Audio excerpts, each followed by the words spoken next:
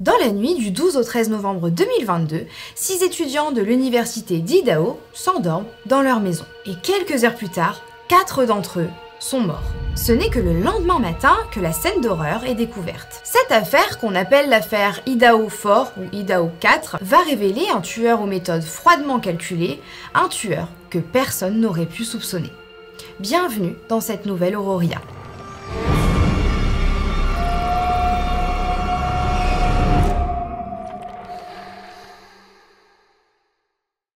Hey, j'espère que vous allez bien ma team YouTube, moi ça va très bien et je suis ravie aujourd'hui de vous retrouver pour une nouvelle Auroria d'Halloween. Oui c'est passé, mais on a le droit de prolonger la période en fait. Aujourd'hui je vais beaucoup parler, on est sur une affaire qui est très longue, qui contient de nombreux détails. J'ai d'ailleurs dû faire le tri dans toutes mes recherches parce qu'il y avait vraiment beaucoup d'infos et je vous conseille d'ores et déjà de regarder d'autres contenus sur ce sujet. Il y a plusieurs documentaires aussi qui sont sortis sur cette histoire, il y en a un sur Prime et il y en a un sur HBO. À mon avis vous aurez envie d'entendre les témoignages des proches, etc. Donc allez voir ces documentaires qui sont très intéressants. Mais avant d'entrer dans le vif du sujet, place au sponsor de la vidéo qui fait son grand retour aujourd'hui, Luxéol. Je suis trop contente parce que j'ai eu l'occasion de tester une gamme que je ne connaissais pas encore. Et oui, il y avait des produits chez Luxéol que je connaissais pas, donc je suis sûre que peut-être vous n'en avez pas entendu parler non plus. Comme toujours, le code promo s'affiche, mais vous avez moins 30% sur tout le site Luxéol avec le code Auria. Cette gamme que j'ai d'ailleurs presque déjà terminée, je suis dégoûtée parce que j'adore les résultats, c'est la gamme densité. D'habitude c'est vrai que je vous parle de Luxéol pour la longueur etc, mais bon je pense que plus rien n'est approuvé. En tout cas vous voyez tout au long de l'année à quel point ça fonctionne bien sur moi. Quand j'ai vu la gamme densité je me suis dit attends, avoir les cheveux longs c'est bien, mais avoir des cheveux bien denses et en bonne santé, c'est encore mieux. Comme toujours avec Luxéol, c'est très important d'utiliser toute la gamme. Le sérum densité, c'est à utiliser tous les jours. On met 1 à 2 noisettes sur les cheveux, puis on masse le cuir chevelu et bam. Et pour le shampoing, il est recommandé de l'utiliser 3 fois par semaine. Moi, je vous avoue que j'utilise 2 fois par semaine. Shampoing plutôt classique, hein, il faut l'utiliser sur cheveux mouillés. Vous faites mousser, par contre, vous laissez agir 2-3 minutes. Et ensuite, évidemment, vous rincez. L'odeur de cette gamme est incroyable. J'adore l'odeur du shampoing densité. Je sais pas pourquoi j'ai un vrai coup de cœur pour celui-ci en particulier. Et puis ça mousse bien, ça fait, tu sais, la sensation vraiment de cheveux bien propres là à la fin. Oh, j'adore. Le shampoing fait ce qu'on lui demande, c'est-à-dire qu'il apporte force et densité. Encore une fois, je pense que vous pouvez le voir. Comme d'habitude, les images ne mentent pas. Regardez-moi cette densité. Et encore, j'ai une partie de mes cheveux qui est attachée, s'il vous plaît. Et pour autant... Et évidemment, dans cette routine, il y a aussi le programme 3 mois des gélules pousse, croissance et fortification qui, grâce à la prêle des champs, améliore l'état des cheveux et favorise la croissance et la fortification des cheveux. Le sérum, quant à lui, apporte hydratation, douceur et brillance. Pas de mots, juste des images, moins 30%, code Auria.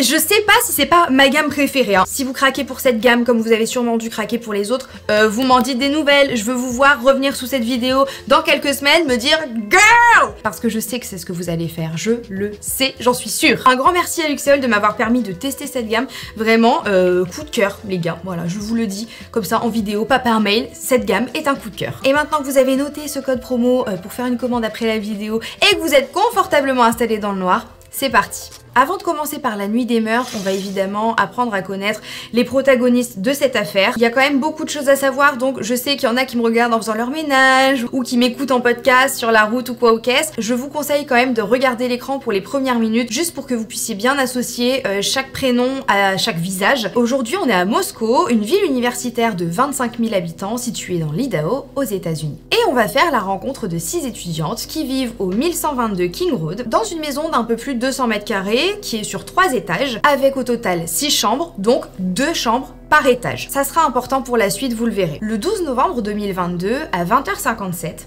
Kaylee fait un post sur Instagram pour dire à quel point elle se sent chanceuse d'être entourée par ses amis chaque jour. L'avant-dernière photo du carrousel, c'est une photo de son fameux groupe d'amis qui se tiennent devant le 1122 King Road et ils sont souriants et en train de célébrer la vie. Malheureusement, quand Kaylee a appuyé sur le bouton publier, elle ne se doutait pas que quelques heures plus tard, 4 d'entre eux auraient perdu la vie qu'ils célébraient. En effet, c'est le 13 novembre que tout a basculé dans cette maison. Mais comme je vous l'ai dit, on va d'abord se concentrer sur tous les membres de la colocation. Cette colocation, elle est composée de Xana Kernodle, 20 ans. Elle est en 2e année d'études de marketing. Hi, my name is Xana Kernodle. I'm a marketing major here at the University of Idaho. Et puis il y a les membres de la sororité Pi Beta Phi. Vous n'êtes pas sans savoir que les fraternités et les sororités aux États-Unis c'est quand même un gros truc. Et pour vous la faire courte, en gros c'est des associations étudiantes privées qui ont des valeurs, des traditions et des symboles. Ils ont aussi un règlement à respecter. Et puis en gros le but c'est de se créer un réseau, de se faire des amis en faisant des fêtes, des activités, etc., etc. À côté de ses études, Xana elle travaille en temps partiel dans le restaurant Mad Greek à Moscou. Elle est décrite comme une jeune femme qui a beaucoup d'énergie, elle est très lumineuse, elle bouge dans tous les sens, clairement elle s'arrête jamais et en plus de ça elle est très sportive. Costume tonight. I'm a Barbie cowgirl. What do you have to say about it? Yeah. Elle est en couple avec Ethan Chapin, 20 ans également, étudiant en gestion des loisirs, sport et tourisme. Ethan, il est souriant, gentil, plutôt doux, mais pas impopulaire pour autant. On pourrait se dire, bon, il a l'air timide et dans son coin. Eh bien, pas du tout. Il a un énorme groupe d'amis et il fait même partie de la fraternité Sigma Chi. Et lui, par contre, il ne vit pas dans cette colocation, mais il fallait quand même que je vous le présente. Ensuite, il y a Madison Mogen, mais on va l'appeler Maddie. Elle a 21 ans et elle est étudiante en dernière année de marketing et membre de la sororité Pi Beta Phi comme Xana. D'ailleurs, elle travaille aussi avec Xana au restaurant Mad Greek. Maddie, elle est douce, elle est plutôt réservée et du coup, sa personnalité match hyper bien avec celle de sa meilleure amie, qui est sa meilleure amie d'enfance d'ailleurs, Kaylee Gonçalves, 21 ans aussi. Elle est étudiante en dernière année de sciences générales et membre de la sororité Alpha Phi. Et donc pourquoi je dis qu'elle se complète parfaitement? Parce que Kaylee, elle est très extravertie, elle est très sociable, on a énormément de ses contenus qu'elle postait sur Instagram et TikTok, etc.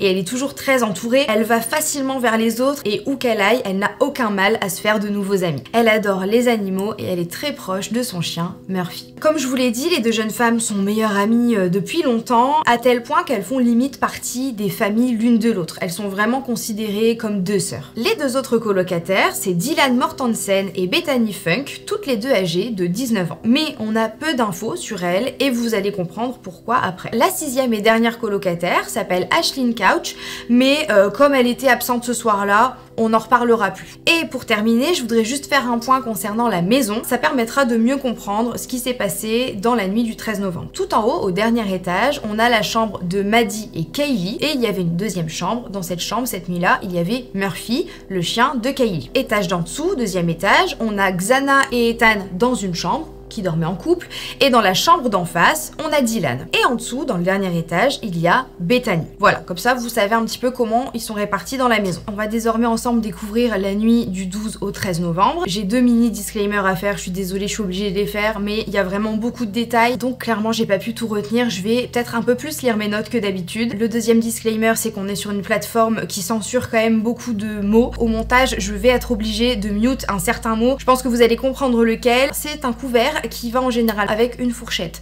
Voilà. Je pense que vous avez compris. Moi non plus, ça me plaît pas de faire ça, mais si je ne le faisais pas, vous ne pourriez pas voir cette vidéo. Voilà, désolée. Alors déjà, avant le 13 novembre, il faut savoir qu'il y a deux détails assez suspects qui ressortent de l'enquête. Déjà, Kaylee, elle aurait dit à ses proches qu'elle se sentait observée quelques semaines avant le drame, surtout quand elle sortait pour promener son chien Murphy. Donc, est-ce qu'elle était victime d'un stalker? C'est une des théories. La deuxième chose étrange, c'est qu'un jour, les filles de la coloc ont retrouvé leur porte d'entrée ouverte. Et ça, c'était quelques semaines avant le 13 novembre. Donc, est-ce que l'auteur des meurtres les observait et est-ce qu'il est venu dans la maison pour faire du repérage? Beaucoup le croient et moi la première. Il faut savoir aussi que Kaylee, elle était en cours de déménagement où elle venait de déménager. Elle était en train de terminer ses études un semestre plus tôt que prévu, donc elle allait terminer en décembre. Et donc on a plusieurs versions, soit elle était en cours de déménagement, soit elle avait déménagé. Dans tous les cas, elle ne dormait plus dans cette maison, mais il restait encore quelques-unes de ses affaires. Mais ce week-end-là, elle rend visite à ses amis avec son chien Murphy parce que elle a une nouvelle voiture. Donc c'est l'occasion de la montrer à ses anciennes colocs, c'est l'occasion de la montrer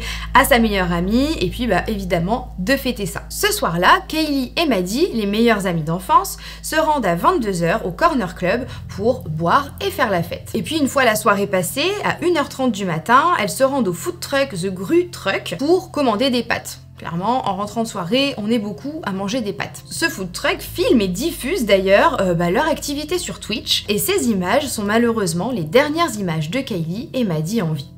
elle rentre à la maison à 1h56 du matin. Ethan, de son côté, il passe la soirée avec sa sœur parce qu'il fait partie d'une fratrie de triplés. Et puis ensuite, il se rend à la maison de sa fraternité, Sigma Chi, avec Xana. Le jeune couple rentre de la soirée étudiante à 2h du matin, plutôt éméché. Bethany et Dylan, Xana et Ethan et Maddie et Kaylee sont désormais tous sous le même toit. Ils se racontent leur soirée et puis chacun part se coucher. À 3h29 du matin, une voiture blanche passe à 3 reprises devant la maison.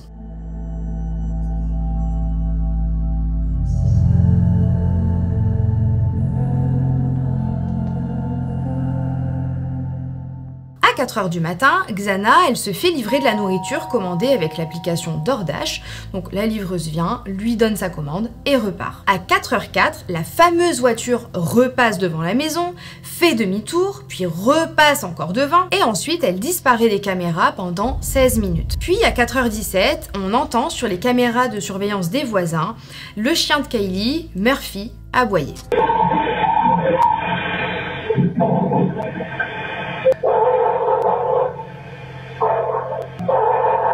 Encore une fois, vous allez comprendre pourquoi ensuite, mais la chronologie des meurtres, elle est encore floue. Donc ce qui suit, c'est plutôt des suppositions en s'appuyant sur les preuves médico-légales, etc., etc. On imagine que ça s'est passé comme ça. Tout d'abord, le tueur entre par les portes coulissantes de la cuisine vers 4h04, 4h05. On suppose qu'il a immédiatement rejoint le 3e étage pour se rendre dans la chambre de Maddie et Kaylee. Il aurait attaqué Maddie en premier, qui décède suite à un coup de dans son poumon gauche et son foie. Et comme elle ne présente pas de blessure de défense, on suppose qu'elle est décédée dans son sommeil. Kaylee, par contre, elle était à côté, les deux filles dormaient dans le même lit. Donc elle a sûrement dû être réveillée par ce qui était en train de se passer à côté d'elle, et malheureusement, elle n'avait aucune chance de survie puisqu'elle était coincée entre Maddie et le mur de la chambre. Plus tard, on saura grâce aux parents de Kaylee qu'elle avait des plaies de défense, mais également des blessures d'asphyxie. En fait, je suis désolée, mais il va falloir dire les choses comme c'est, elle s'est tellement battue pour sa vie que le tueur l'a littéralement défigurée. Il lui a même cassé certaines de ses dents. Et il se dit que pour Kaylee, l'identification a été extrêmement difficile. La sœur de Kaylee, qui est une reine, voilà, je me permets de le dire, mais c'est une reine, elle est très impliquée dans les médias parce qu'elle veut vraiment que justice soit rendue. Elle a déclaré que le procureur lui avait dit que certaines des blessures de Kaylee étaient expérimentales, qu'elle a été blessée après sa mort, ou en tout cas quand elle n'était plus en mesure de se défendre. Donc ça montre que le tueur, il avait quand même une haine assez énorme contre Kaylee. Elle a reçu plus de 20 coups et ceux à son poumon gauche, au foie et derrière sa clavicule lui ont été fatals. Le tueur, à la suite de cette attaque, il laisse le fourreau de son couteau dans cette chambre. Et dans la chambre d'en face, Murphy assiste impuissant à tout ça. On ne sait pas s'il a vu la scène, mais ce qui est sûr, c'est qu'il a tout entendu. Ça me brise le cœur. À 4h12, le téléphone de Xana montre qu'elle était encore sur TikTok. Pendant ce temps, le tueur redescend au 2e étage. Au 2e étage, on a Xana et Ethan dans une chambre et Dylan dans la chambre d'en face. Dylan, elle entend un petit peu de bruit, mais elle a consommé de l'alcool, donc elle pense entendre quelqu'un qui dit « Il y a quelqu'un ici !» Et encore une fois, la chronologie, elle est floue, mais on pense que c'est Xana qui a surpris le tueur. Peut-être qu'elle était descendue pour mettre son sac de nourriture dans la cuisine et qu'en remontant, elle a croisé le tueur. Rappelons aussi qu'Ethan était donc dans la chambre de Xana, que lui, officiellement, ne vivait pas dans cette maison. On pense que l'intrus a été surpris de trouver Ethan dans la chambre de Xana. Mais comme Ethan était en train de dormir et qu'il était quand même grandement alcoolisé, eh bien il a sûrement été attaqué dans son sommeil et lui il décède après un coup reçu sous sa clavicule gauche qui a sectionné sa veine et son artère subclavière ainsi que sa veine jugulaire. Le tueur s'est ensuite attaqué à Xana, mais Xana c'est vraiment celle qui s'est le plus battue pour sa vie, peut-être parce que c'est la seule qui était vraiment réveillée à ce moment-là. Elle présente de nombreuses entailles entre les doigts, donc elle tentait d'arrêter ou d'attraper le coup. Dylan, qui est toujours dans sa chambre à ce moment-là, juste en face, elle entend des pleurs, et puis une voix qui dit « ça va aller, je vais t'aider ». Et on est pratiquement sûr que c'est ce que le tueur a dit à Xana. Ce sont sûrement les derniers mots qu'a entendu Xana. Donc là, c'est vraiment moi qui théorise, mais je vous dis, les réponses, on les a pas. Je pense que Xana a descendu son sachet de nourriture, qu'elle est remontée, que quand elle était devant sa porte de chambre, elle s'est retrouvée face au tueur, qu'il a dû la pousser dans sa chambre, il l'a sûrement attaquée, puis il s'est attaqué à Ethan qui est décédé dans son sommeil, et puis il a reporté son attention sur Xana qui était toujours vivante, et c'est là qu'elle a dû pleurer, ce que Dylan aurait entendu, et que le tueur lui aurait dit « Non mais ça va aller, je vais t'aider ». Et ça montre la psychologie du tueur, ça montre à quel point c'est un monstre. Parce que soit il lui a dit ça pour qu'elle se méfie moins, je sais pas, qu'elle s'approche et qu'il puisse l'achever, soit encore pire, c'était juste une phrase pour se moquer d'elle en fait. Dans tous les cas, c'est vraiment le genre de détails qui m'ont fait pleurer. J'ai beaucoup pleuré pendant ces recherches parce que Xana, elle a vu sa fin arriver. On comprend en fait, quand on voit tous ces détails, on comprend que Xana, elle savait en fait ce qui était en train de se passer, et honnêtement, ça me brise le cœur. Elle a reçu plus de 50 coups de et elle succombe après une lacération dans son poumon droit et 2 lacérations au niveau du cœur. Et elle est retrouvée près de la porte de la chambre. Donc c'est pour ça que je pense que vraiment ils se sont croisés. Après cette bagarre, le tueur qui clairement je pense ne s'attendait pas à ça, eh bien il a dû s'asseoir sur la chaise présente dans la chambre, et ça on le sait grâce à l'analyse des traces de sang. Donc en fait Xana elle s'est tellement battue qu'elle a réussi à épuiser le tueur. Et c'est sûrement grâce à elle qu'il a fini par oublier de récupérer le fourreau de son à l'étage du dessus, et qu'il a peut-être abandonné l'idée d'attaquer Dylan et Bethany. Bethany qui est seule à l'étage d'en dessous dans sa chambre, elle entend des sons ressemblant à des sons de pétards et elle voit comme des flashs sous sa porte. Là c'est à vous de faire vos suppositions, il y en a qui pensent que peut-être elle a entendu les pneus de la voiture crisser et les phares de la voiture, et puis il y en a d'autres qui parlent de taser parce qu'apparemment il y aurait eu une deuxième arme. Est-ce que le tueur a utilisé un taser? C'est une probabilité. Mais là l'horreur n'est pas terminée, Dylan entrouvre ensuite sa porte au 2e étage et elle croise le regard d'un homme aux sourcils broussailleux qui porte un masque, une espèce de masque de ski noir sur le visage, et elle le voit partir. Mais à nouveau, je le rappelle, elle est alcoolisée, en fait je crois qu'ils le sont tous dans cette maison ce soir-là, donc elle est alcoolisée, elle est choquée, elle ne réalise pas ce qui se passe, et surtout, cette maison connaît beaucoup de passage. D'ailleurs, la police est déjà venue à plusieurs reprises donner des avertissements aux colocataires pour le bruit et la musique dont les voisins se plaignaient régulièrement. Je vous rappelle qu'on est sur un campus universitaire. Hello, miss. What's your name? Xana. Xana, do you live here? Yes. Okay, did Megan talk to you earlier? No. Okay, does Megan live here? Megan, I do not have a Megan that lives Megan Mogan? Maddie Mogan, yes. Madison Mogan? Yeah. Madison Mogan? Okay, she does live here? Sorry, she is at the club. She's 21. I'm just going to bed. I have a couple friends over, but Okay. this is my ID. Have you talked to Maddie tonight? Yes, I have. Oh. She's at the corner club. Okay. Did she tell you anything about anything that happened earlier or anything like that? Honestly, not really. I've just been here the past hour. Okay. Okay. Just trying to go to bed. Can I grab your ID from you? If you Yeah, will run I'm her. not 21. Okay. My roommates are 21. I just came to go to bed. We're not here to talk about the alcohol stuff, okay? Okay, yeah. But this is the second noise complaint we've had here tonight within 2 hours. I'm sorry Okay. about that. How are you? Good, how are you? Good. Is this your place? Yeah. Perfect. You know why we're here? And I assume noise. Noise, yeah. Yeah. Big speaker right there. Yeah, Nothing against having a party. Once neighbors start calling in, then we have an issue. fair. Le 1er septembre 2022, la police intervient à nouveau, mais cette fois, aucun des colocataires n'est sur place. Il y a juste des invités qui sont en train de faire la fête. C'est vous dire à quel point il y a du passage dans cette maison. So I just looked for everyone that lived here, and they're not here right now. No one's here that No one's here that that lives lives here at all. No one's here that lives So here. everyone here's trespassing? Well, no one's here that's trespassing, but no one that lives here is here right now. So where'd they go? They're just not here. I have no clue where they went. No clue. So you guys just throwing a party in their house at this They were time, here and at one point. They're not here right now. I just searched all the rooms. They left and went over to some other party, and everyone is about to I leave just and searched go all over the to rooms another and looked party. for them. Okay. Who does live here? What are their names? I am actually not sure. I live across the street.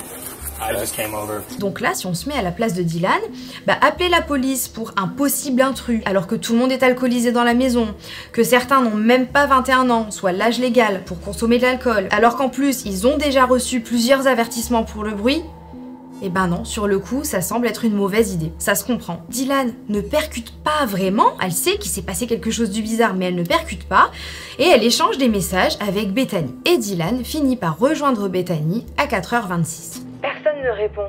Je suis vraiment confuse là. Kaylee? Il se passe quoi? Mais meuf, c'est quoi ce bordel? Xana était tout en noir. Je panique là. Non, c'est presque comme une cagoule de ski. Tais-toi. En fait, on aurait dit qu'il avait quelque chose sur la tête et un petit truc sur la bouche. Je rigole pas, je flippe complètement. Moi aussi. Mon téléphone va s'éteindre. Putain. Viens dans ma chambre. Cours. En bas.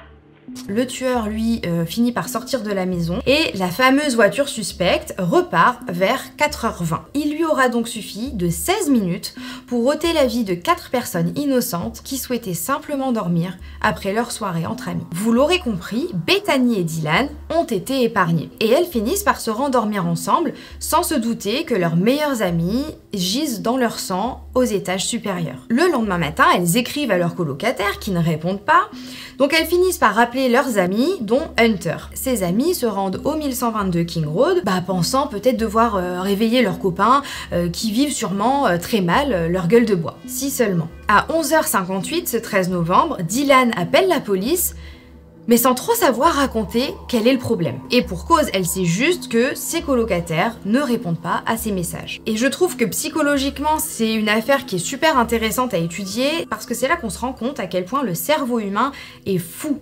Je pense que Dylan et Bethany étaient dans un déni juste incroyable. Je pense que inconsciemment, elles savaient très bien ce qui s'était passé, mais que leur instinct les protégeait d'aller voir dans les chambres. Hunter, qui fait partie du groupe d'amis qui a été appelé en renfort, lui, en attendant, pendant que Dylan allait au téléphone, il se rend dans la maison et il décide d'en avoir le cœur net. Et lorsqu'il rentre dans la chambre de ses deux meilleurs amis, Xana et Ethan, il comprend immédiatement en voyant tout le sang. Il sort de la chambre, mais il a surtout la présence d'esprit d'empêcher les autres filles d'entrer, leur évitant le traumatisme d'une vie, celui avec lequel lui, il va devoir apprendre à vivre. Il prend ensuite le téléphone pour confirmer au secours, en toute discrétion, qu'en effet, ses amis ne respirent plus. 911 location of your emergency. Hi, something is happening. Something happened in our house. We don't know what. What is the address of the emergency? 1122.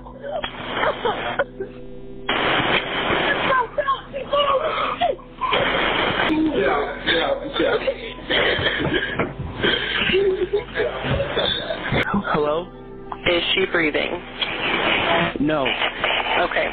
Comme on peut le voir sur les images des bodycams, la police, elle est très choquée de la violence des scènes de crime en arrivant sur les lieux. Clairement, ils n'avaient jamais vu de scène de crime aussi sanglante.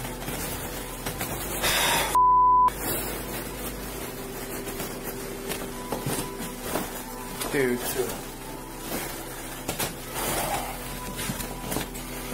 Il y a carrément du sang qui a traversé les murs pour couler à l'extérieur de la maison. Et on pense que c'est celui d'Ethan. Là, je vous le fais en très résumé.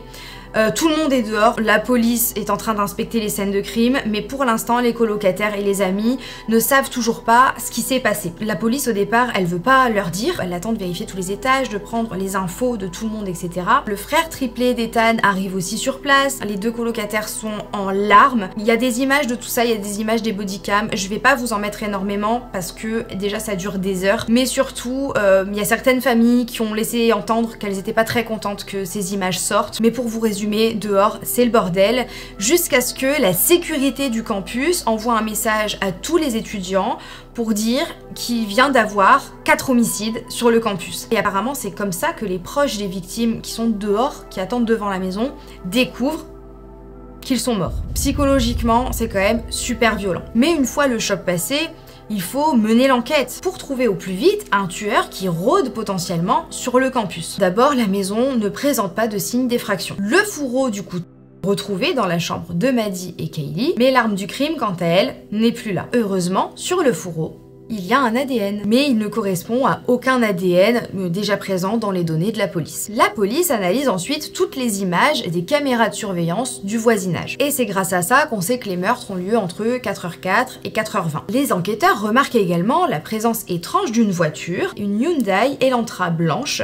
qui date de 2011 à 2013, qui circule à plusieurs reprises dans le quartier. Donc à ce moment-là de l'enquête, tous les policiers savent qu'ils doivent arrêter et contrôler toutes les Hyundai blanches qu'ils croiseront. raison. À côté de ça, ils font un recoupement national des immatriculations et en gros, ils cherchent qui a cette voiture dans une certaine tranche d'âge, dans un certain rayon autour du campus et ils trouvent un véhicule correspondant enregistré au nom de Brian Kohberger et ils le gardent de côté. En attendant, la police, elle a l'idée de tester l'ADN trouvé sur le fourreau dans les fichiers de tests généalogiques. Vous voyez ce que c'est les tests ADN qu'on peut faire à la maison, qu'on renvoie et puis ensuite ils vous donnent des résultats pour vous donner un petit peu vos origines et vous faire votre arbre généalogique, etc. etc. Et aux États-Unis, c'est légal d'utiliser ces données dans une enquête si les participants au test ADN l'ont autorisé quand ils remplissaient le formulaire. Dans cette affaire, c'est pas forcément le cas parce qu'on va trouver une personne mais qui n'avait ni accepté ni refusé. Donc la police s'appuie un petit peu sur cette faille et heureusement parce que comme je vous l'ai dit, on a trouvé quelque chose. Un parent éloigné du tueur a fait l'un de ces tests. Il y a une correspondance dans l'ADN. La défense, plus tard, évidemment, elle se servira de ça pour dire que les droits constitutionnels de cette personne ont été violés, ce qui, encore une fois, n'est pas tout à fait vrai non plus, parce que dans le formulaire, ça avait ni été accepté, ni été refusé. Donc la police remonte l'arbre généalogique en cherchant un homme vivant dans les environs qui potentiellement possède une Hyundai blanche. Et il trouve un homme. On n'est pas sur une affaire qui n'est pas résolue, je pense qu'il y en a qui vont être contents. Et cet homme, il est parti en vacances chez ses parents. Donc la police le suit et l'observe pendant 4 jours, et puis au bout d'un moment, ils fouillent les poubelles de ses parents, ils font un test ADN, et la scientifique trouve l'ADN du père de la personne dont l'ADN est resté sur le fourreau. L'ADN du tueur. Ça correspond, le père du tueur est dans cette maison, CQFD, le tueur est dans cette maison, et le tueur s'appelle en effet Brian Kohberger. Brian Kohberger, 28 ans, est né en Pennsylvanie le 21 novembre 1994. Son père est agent d'entretien et sa mère travaille dans une école.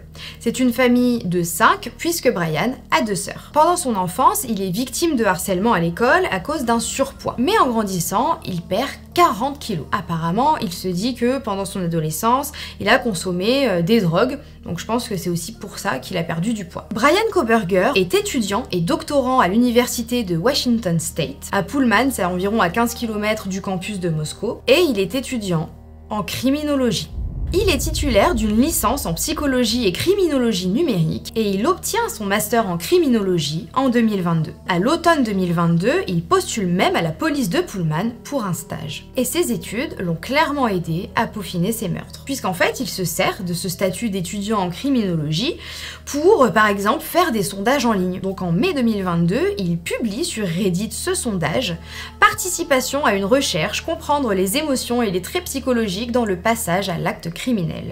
Et il demande à ceux qui ont déjà commis des crimes, on n'est pas obligé de parler de meurtre évidemment, mais même des petits crimes, comment vous êtes-vous senti juste avant de commettre le crime? Qu'avez-vous pensé lorsque vous avez quitté les lieux du crime? Comment avez-vous choisi votre victime ou votre cible? Qu'est-ce qui vous a motivé à commettre votre premier crime? Clairement, les questions sont plutôt équivoques. Et son comportement est connu pour être étrange de bien des façons. Avant les meurtres, plusieurs plaintes sont déposées contre lui dans son université. Et une professeure se plaint également de lui, en disant même que dans quelques années, s'il devient un stalker violeur, eh bien, faudra pas s'étonner, parce qu'il en présente clairement toutes les caractéristiques. C'est fou qu'il ait eu tellement de professeurs spécialisés dans la criminologie, qu'il y en ait carrément une qui l'ait remarqué, mais qu'il ait pu faire ce qu'il a fait. Son historique internet montre également qu'il a fait plein de recherches bizarres. Déjà, il est fasciné par Ted Bundy. Bon, après oui, c'est vrai que ça veut rien dire, parce que clairement, si on regarde dans mon historique internet à moi, je suis dans la merde, avec toutes les recherches bizarres que je fais pour mes vidéos. Cependant, je ne fais pas les recherches qui vont suivre, puisqu'il a également cherché sur des sites pour adultes des termes comme évanoui, endormi, ou drogué. Et quand les enquêteurs voient ça, ils se demandent s'ils n'avaient pas prévu de violer l'une de ses victimes, même si au final personne n'a été agressé sexuellement. La veille de son arrestation, Brian a cherché sur Google « mise sur écoute ».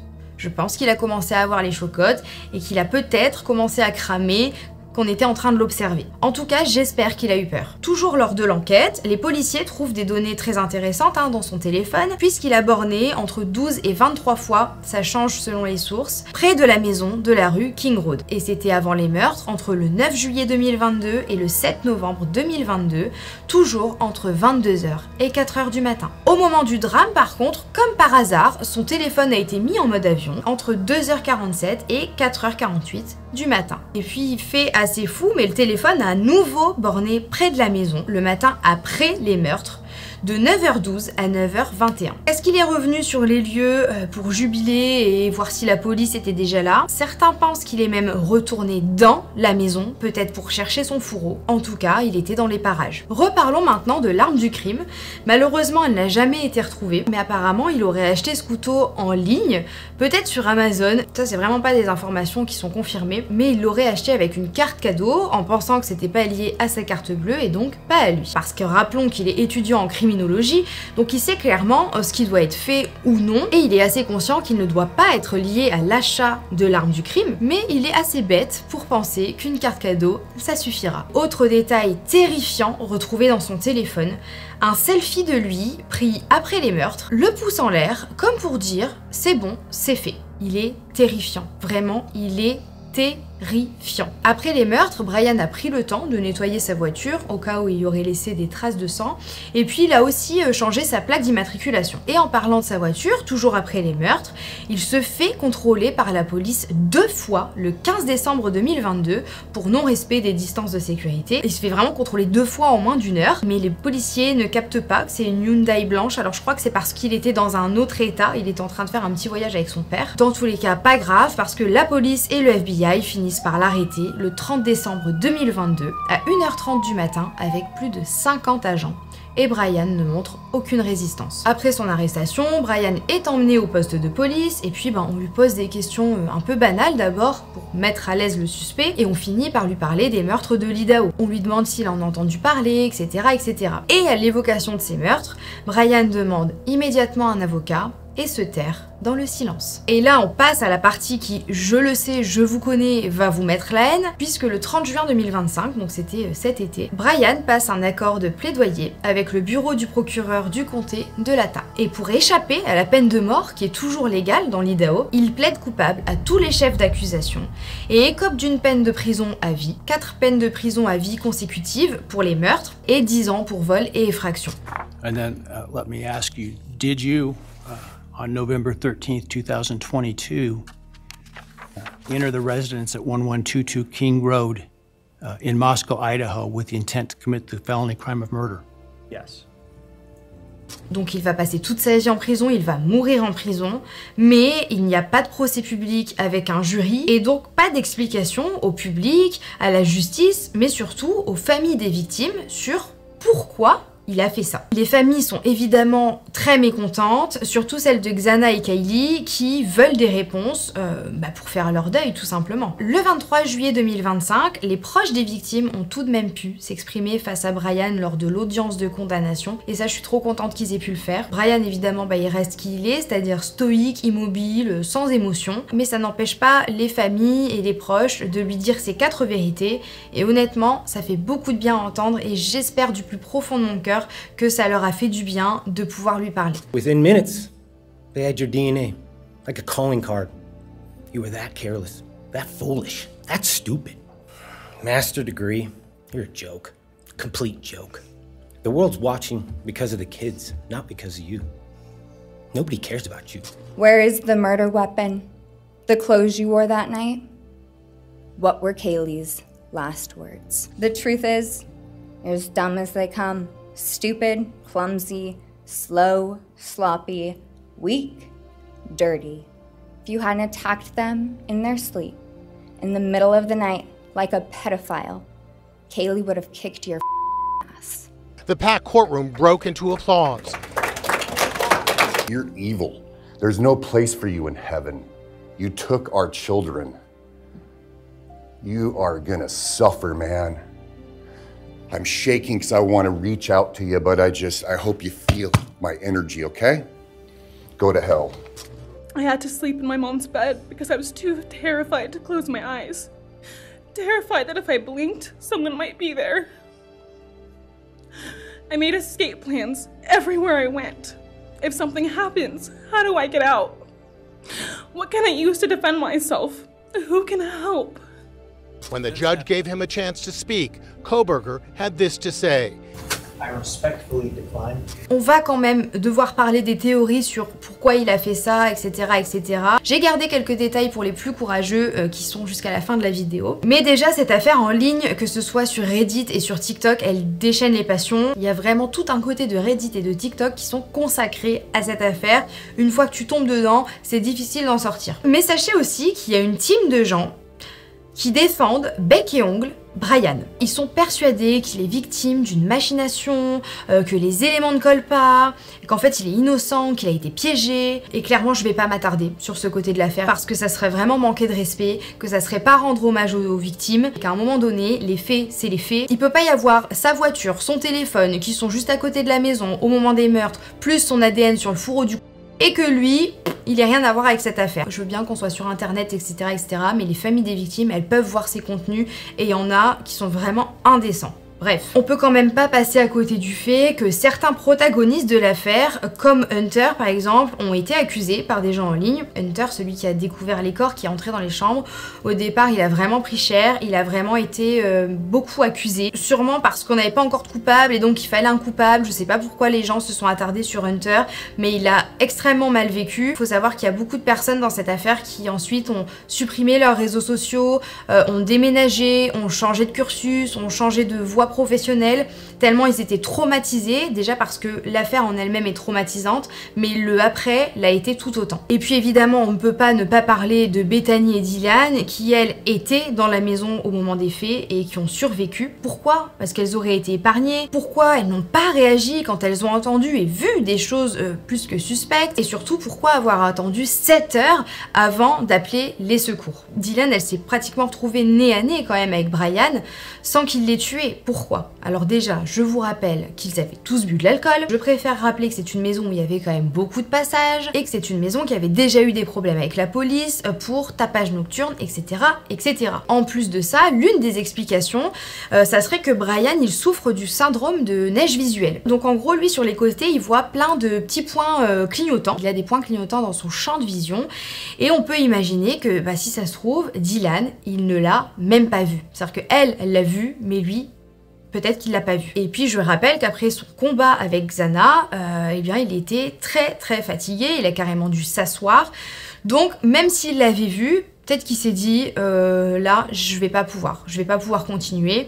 Et heureusement, des fois j'ai lu des choses, je me suis dit mais putain, les gens limite ils voudraient que Dylan et Bethany aient aussi été tués, je comprends pas en fait. Ensuite évidemment il y a des théories sur le pourquoi Brian a-t-il visé cette maison en particulier. Et c'est là où je veux votre avis, c'est la seule question sur laquelle je veux votre avis parce que sur tout le reste, encore une fois les faits sont les faits, mais là-dessus même les familles des victimes entre elles ne sont pas d'accord. Parce que certains sont persuadés que la victime principale, la target, c'était Maddie. Elle aurait été la principale cible de Brian parce qu'il a commencé par cette chambre, son fourreau a été retrouvé dans cette chambre donc il a forcément commencé par là et Kaylee n'était pas censée dormir dans cette chambre ce soir-là. Et en gros certains pensent que Brian aurait voulu agresser sexuellement Maddie mais que quand il a vu que Kaylee était avec elle, eh bien il a juste tué Maddie et puis ensuite il aurait évacué sa frustration sexuelle sur Kaylee en étant extrêmement violent avec elle parce que dans sa tête ça serait à cause de Kaylee qu'il n'a pas pu abuser de Maddie. Mais d'autres pensent que c'est Kaylee qui était visée. Je crois que son papa en est intimement convaincu, puisque encore une fois Brian a été extrêmement violent avec elle, il l'a défigurée. En plus c'est elle qui pensait être suivie en promenant son chien, et c'est celle qui postait le plus sur les réseaux sociaux, etc. etc. Dans tous les cas, je le rappelle, le fourreau a été retrouvé dans leur chambre, donc s'il en visait une en particulier, c'est forcément Maddie ou Kaylee. Certains pensent aussi que Brian aurait déjà rencontré Xana et Maddie au restaurant Mad Greek. Je vous rappelle qu'elles travaillaient toutes les deux là-bas. Et en fait, c'est un resto végétalien et Brian est végétalien. Donc il se serait rendu dans ce restaurant et il aurait peut-être eu un coup de cœur pour l'une d'entre elles. En tout cas, le FBI a confirmé que Brian y avait mangé plusieurs fois, parfois aux heures où Maddie et Xana travaillaient. Mais par contre, ils n'ont pas confirmé d'éventuels échanges entre Brian, Xana et Maddie. Dites-moi ce que vous en pensez. Est-ce que vous pensez que Brian a frappé une maison au hasard? Moi, je pense pas. Encore une fois, elles avaient retrouvé leur porte ouverte. Kaylee pensait être surveillée. Je pense vraiment que Brian est déjà entré entrer dans cette maison. Je pense qu'il y a été plusieurs fois, son téléphone a borné plusieurs fois près de la maison, et je pense qu'il y est entré plusieurs fois pour regarder comment la maison était faite. Après, sur qui il visait en particulier, je n'arrive pas à me faire d'avis. Je sais pas si c'est Maddie ou si c'est Kaylee. Je sais pas. Autre théorie que je pouvais pas ignorer tellement elle avait fait du bruit à l'époque, c'est celle de Papa Roger. Il y a un compte Facebook appelé Papa Roger qui a posté dans des groupes de discussion à propos de l'affaire. Et parfois cette personne mentionne un fourreau de couteau, un couteau à lame fixe et plein d'autres détails comme ça dont la police n'avait pas encore parlé publiquement. Sa photo de profil c'était celle-ci, celle d'un homme en uniforme ressemblant étrangement à Brian. Et peu après l'arrestation de Brian, ce compte a arrêté de publier. Donc beaucoup se sont dit mais en fait il a été jusque là, il a été jusqu'à écrire sur les groupes Facebook pour poser de fausses questions alors qu'il savait que c'était lui le tueur. Cependant, les autorités ont officiellement déclaré qu'elles n'avaient trouvé aucun lien entre Brian et ce compte, donc pour eux c'était pas lui. Depuis, la maison du 1122 King Road a été détruite, rappelant de trop mauvais souvenirs aux proches des victimes et puis aux étudiants du campus. Et aujourd'hui, les familles des victimes continuent à se battre à cause d'un sentiment d'injustice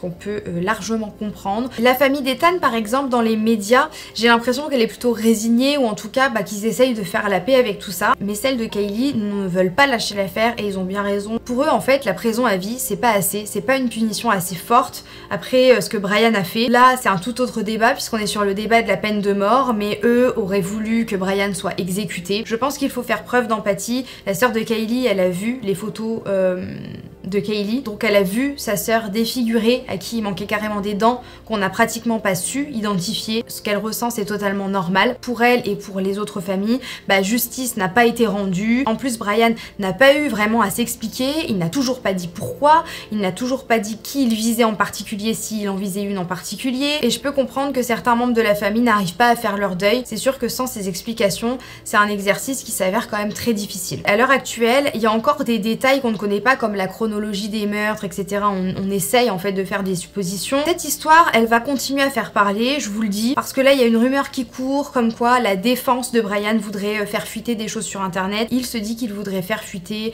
les photos des autopsies, etc. etc. C'est horrible. Donc les familles actuellement elles sont un petit peu sur le qui-vive parce que elles ne veulent pas que ça sorte, et encore heureux. Et encore une fois, si vous faites vos recherches ou que vous regardez cette vidéo 6 mois après sa publication puis que vous cherchez après, faites attention quand même à ce que vous lisez, à ce que vous voyez, vérifiez vos sources plusieurs fois. Puis à l'avenir on risque sûrement de tomber sur des contenus qu'on n'a peut-être pas forcément envie de voir et que les familles n'ont pas envie de voir publier. Ok, le true crime c'est intéressant, mais il faut jamais oublier qu'on parle de vraies victimes, on parle de la vraie vie, et que derrière ces victimes il y a aussi plein de proches, toute une famille, tout un groupe d'amis, donc faisons attention quand même. En tout cas je vais finir cette vidéo par dire qu'il y a quand même un côté très misogyne à ces meurtres. On ne sait pas dans quelle mesure Brian a rencontré ces filles. Est-ce qu'il est tombé sur leur profil sur les réseaux sociaux? Est-ce qu'il les a rencontrées au restaurant? Est-ce qu'il les a rencontrées pendant une fête?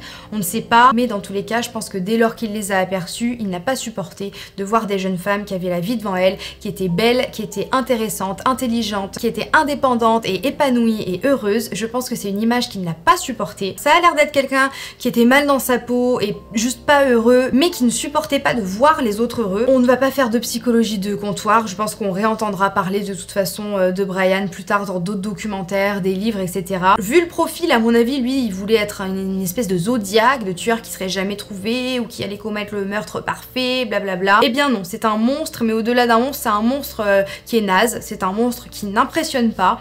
Et je pense que ça ferait beaucoup de mal à son ego d'entendre ces mots. Donc je dis, je signe, je persiste. Finalement, c'est une toute petite personne qui n'a même pas su éteindre la lumière de Maddie, Kaylee, Xana et Ethan, même en les tuant. Et bien voilà ma team YouTube, c'était l'affaire de l'Idaho 4, l'Idaho 4. J'espère infiniment que ce contenu vous a plu.